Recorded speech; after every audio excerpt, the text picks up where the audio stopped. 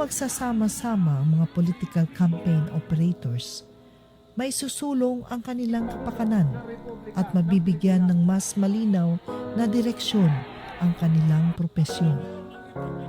Panahon man ng eleksyon o hindi, dahil sa kanila nakasalalay ang pagluklok ng mga bagong leader at sila ang kumikilos para makuha ang suporta ng mga botante sa platapormang dinadala ng mga kandidato.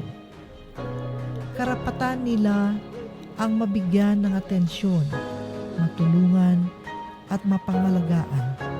Hindi susulong ang Mindanao, hindi natin may tataguyod ang solusyon sa mga suliranin sa Mindanao kung hindi kikilos ang mga kampanada.